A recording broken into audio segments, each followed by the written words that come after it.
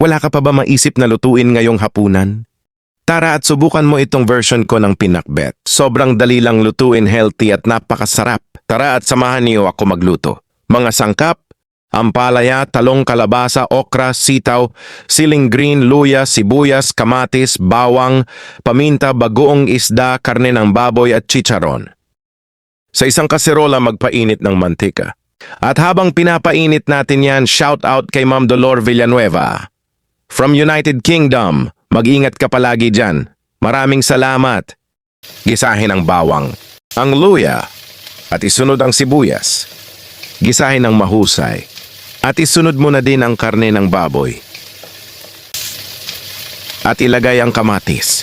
Gisahin mo lang ng mahusay. At siya nga pala, kung gusto mo ng ganitong klase ng mga video, ay baka pwedeng i-share mo naman ang video na ito. Maraming salamat! At sa pagkakataon na ito ay inilagay ko na ang kalabasa at naglagay din ako ng paminta. At naglagay din ako ng kaunting tubig, yung sapat lang para palambutin ang gulay at karne ng baboy. Takpan ng 2 minuto. At makalipas ang ilang minuto, isunod ang ampalaya. Takpan muli ng 1 minuto. Isa-isa ko pala inilalagay ang mga gulay, depende sa kung ano sa tingin ko ang mas madali maluto. Depende pa rin sa inyo. Nilagay ko na din ang sitaw at okra. At naglagay din ako ng siling green, optional lang. Haluin mo lang ng bahagya.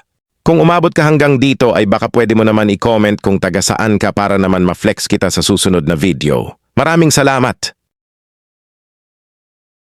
Takpan at ipagpatuloy pa ang pagluto. Makalipas ang ilang sandali, ay inilagay ko na ang talong. Yung gusto ko kasi dito ay medyo crunchy pag kinagat. At naglagay na din ako ng bagoong na isda o kaya alamang, depende sa gusto mo. Takpan ng mga 30 seconds.